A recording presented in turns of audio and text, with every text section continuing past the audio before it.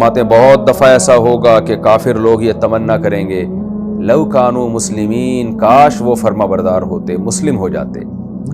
یعنی آج تو آپ کو کافر دنیا میں ترقی میں ٹہلتے ہوئے پھلتے پھولتے عیاشی کرتے نظر آ رہے ہیں نا۔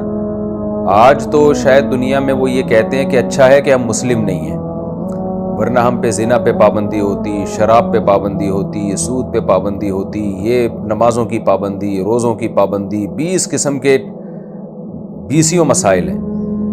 تو وہ ان پابندیوں سے ظاہر ہے انسان نکلنا چاہتا ہے۔ تو اللہ فرماتے ہیں آج تو یہ کہہ رہے ہیں کہ پھلتے پھولتے ہیں اور مسلمانوں کا مذاق اڑاتے ہیں، لیکن یعنی قیامت کے دن ایسا ایک دفعہ نہیں، بار بار یہ تمنا کریں گے لو کانوا مسلمین، کاش کہ یہ لوگ مسلم ہوتے۔ لہذا اے نبی آپ ان پر غمزدہ نہ ہو، یا اے اہل اسلام تم غمزدہ نہ ہو ان کی حالت کو دیکھ کر، ذرہم ان کو چھوڑ دو، یاکلوا ان کو کھانے دو، ویتمتعوا اور ان کو چاہیے کہ یہ مزے اڑائیں، یاکلوا یہ کھائیں بھی، ویتمتعوا اور یہ مزے بھی اڑائیں، ویلہیہم الامل اور امیدیں ان کو غافل بھی رکھیں۔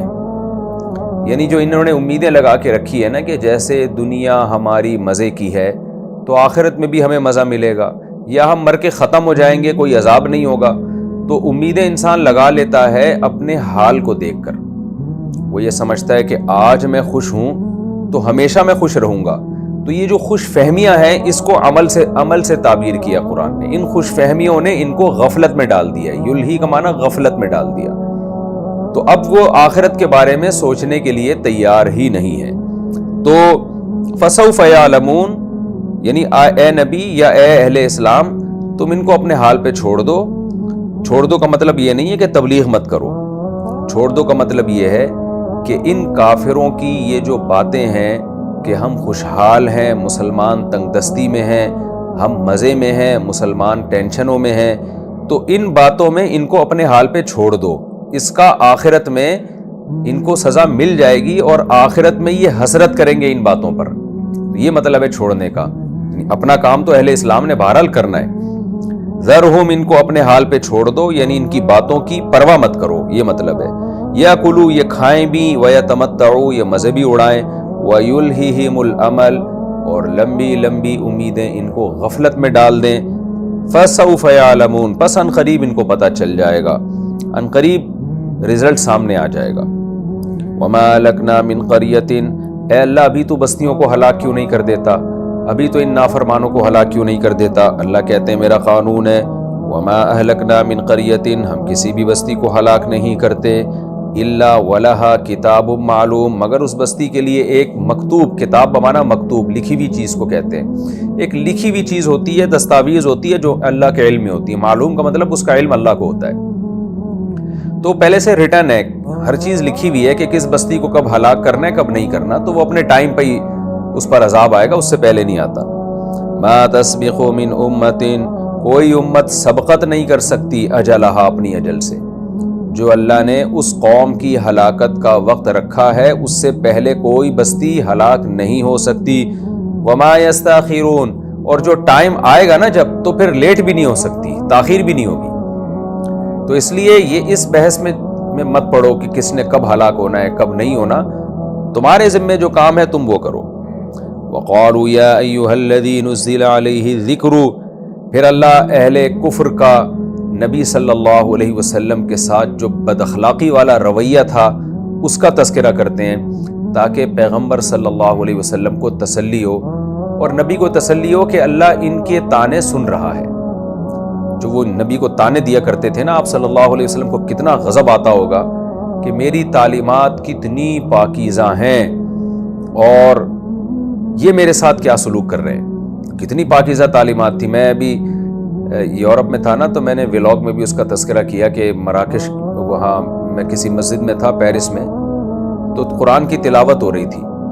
میری عادت ہے میں کوئی بھی قرآن کی تلاوت کر رہا ہوتا ہے نا تو 2-3 آیتیں تو میں غور سے سنتا ہوں، اور کمال کی بات یہ کہ قرآن جب بھی آپ کہیں سے بھی سنیں گے نا اس کی تعلیمات بہت ہی پاکیزہ ہوتی ہیں، سمجھ میں آ رہی ہوتی ہیں، نیچر کو اپیل کر رہی ہوتی ہیں۔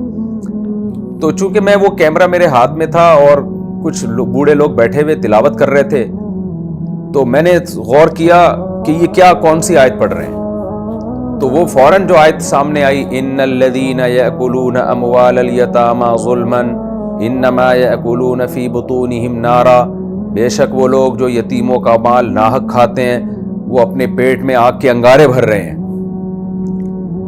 تو میں نے کہا دیکھو کتنی پیاری آیت ہے، یتیموں کے حقوق کا کوئی اس سے زیادہ تحفظ کر سکتا ہے؟ حکومت کیا سزا دے گی جو اللہ سزا دے گا؟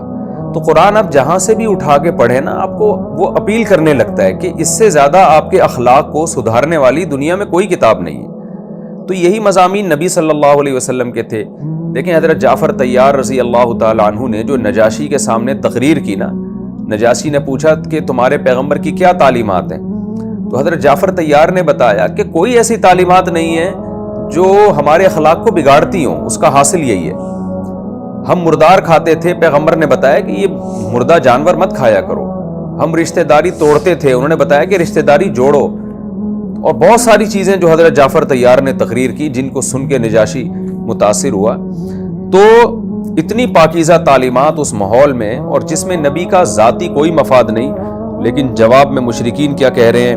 یا ایھا الذی، اے وہ شخص نزل علیہ الذکر، جس پر نصیحت نازل کی جا رہی ہے۔ دیکھیں مشرکین تو نہیں مانتے تھے کہ نبی پہ قرآن نازل ہو رہا ہے، لیکن مذاق میں۔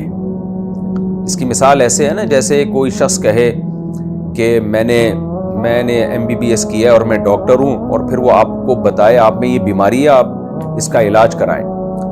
تو اگلا انکار کر رہا ہے کہ تو ڈاکٹر نہیں ہے، تو ڈاکٹر نہیں ہے، اور میں مانتا ہی نہیں کہ مجھ میں یہ بیماری ہے۔ تو ایسے موقع پہ طنز میں کیا کہے گا کہ ہاں بھائی ڈاکٹر صاحب جو بڑے ڈاکٹر بننے کا دعویٰ کرتے ہیں، جنہوں نے پورا کورس کیا ہوا ہے، آپ بتائیں یہ رپورٹ تو میری کلیئر ہے اور مجھے تو یہ بیماری نہیں ہے۔ تو ایسے موقع پہ اس کو طنز کے طور پہ کہا جاتا ہے کہ ڈاکٹر صاحب، یا جو یہ دعویٰ کر رہے ہیں کہ میں ڈاکٹر ہوں یا میں انجینئر ہوں، تو اس کی یہ مذاق کے طور پر ہوتا ہے۔ تو یہاں بھی یہ نبی صلی اللہ علیہ وسلم کا مذاق اڑانے کی نیت سے کہہ رہے ہیں کہ اے وہ شخص جس پر نصیحت نازل کی جاتی ہے، تو اصل میں معاذ اللہ دیوانہ ہے۔ ظاہر ہے دیوانوں پہ نصیحت نازل نہیں کی جاتی، پاگلوں پہ نصیحت نازل نہیں کی جاتی آسمان سے۔ اللہ معاذ اللہ کسی پاگل اور دیوانے کا انتخاب تھوڑی کرے گا قوم کا لیڈر بنانے کے لیے اور رہنما بنانے کے لیے۔ تو وہ بہت زیادہ مذاق میں کہا کرتے تھے، اور نبی صلی اللہ علیہ وسلم کے دل پر آرے چلا کرتے تھے، کیونکہ جس کی جو سیرت ہے وہ بے غبار ہو اور پاک دامن ہو، اور اس کو اپنی قوم کی اصلاح کی فکر ہو، اس کی طبیعت میں ویسے ہی حساسیت بہت زیادہ ہوتی ہے، وہ سینسیٹیو ہوتا ہے۔ اور ویسے بھی جو نیک ہونا، اس کی طرف جب برائی کی نسبت کی جاتی ہے تو اس کو زیادہ غصہ آتا ہے اور اس کو زیادہ تکلیف ہوتی ہے۔ تو پیغمبر صلی اللہ علیہ وسلم کو بہت زیادہ تکلیف ہوتی تھی، اس لیے قرآن میں ان موضوعات کو بار بار ان کا تکرار کیا گیا ہے نبی کو تسلی دینے کے لیے، تاکہ نبی کو تسلی ہو کہ اے اللہ تعالیٰ غافل نہیں ہے، اللہ ان ساری باتوں کا جو الزامات آپ پر لگائے جا رہے ہیں سن رہا ہے۔ کیسی بدبختی سے الزام لگایا کہ اے وہ شخص جس پر قرآن نازل کیا جاتا ہے، انک لمجنون، یقیناً تو مجنون ہے، معاذ اللہ دیوانہ ہے، لو ما تاتینا بالملائکۃ، اگر تو سچا ہے اپنے دعوے میں، تجھے خدا نے بھیجا ہے پیغمبر بنا کر، تو ہمارے پاس فرشتے کیوں نہیں لے کے آ جاتا؟ تو فرشتے دکھا دے، آسمان سے فرشتے اترے تیرے ساتھ، فرشتوں کی ایک جماعت، تو یہ معجزہ کیوں نہیں دکھا دیتا؟ اللہ نے اس کا جواب دیا، ما ننزل الملائکۃ الا بالحق، دیکھو ہم فرشتے نازل نہیں کرتے مگر فیصلے کے ساتھ۔ یعنی اتنے واضح معجزے جب اللہ دکھاتا ہے تو پھر مہلت نہیں دیتا، ابھی تمہارے پاس غور و فکر کا راستہ کھلا ہوا ہے، ابھی تم محمد صلی اللہ علیہ وسلم کی سیرت میں غور کرو، آپ کی پاکیزہ زندگی میں غور کرو، تورات اور انجیل اٹھا کے دیکھو، اس میں تمہیں محمد صلی اللہ علیہ وسلم کی خوشخبریاں نظر آئیں گی، ان نشانیوں میں غور کرو، پھر آپ صلی اللہ علیہ وسلم کے بارے میں یہ غور کرو کہ آپ کا کوئی مفاد نہیں ہے اور آپ کی تعلیمات کتنی پاکیزہ ہیں، ان میں غور کر کے ایک رائے قائم کرو، اس کے بعد ایمان لے کر آؤ۔ ابھی غور کرو گے، اس غور کرنے کے لیے اللہ نے تمہیں مہلت دی ہوئی ہے، عذاب نہیں آ رہا فوراً۔ اگر اتنے واضح معجزے دکھانا اللہ شروع کر دے کہ جنت اور جہنم تمہارے سامنے لا کے رکھ دی جائے، آسمان سے فرشتے نازل ہونا شروع ہو جائیں، تو پھر تو ایسی حجت تمام ہو جائے گی، پھر تمہیں مہلت نہیں ملے گی۔ جیسے کہ صالح علیہ السلام کی قوم کو جب انہوں نے اونٹنی کا مطالبہ کیا اور پہاڑ سے اللہ نے اونٹنی نکال دی تو پھر مہلت نہیں ملی ان کو، تو تمہیں بھی نہیں ملے گی۔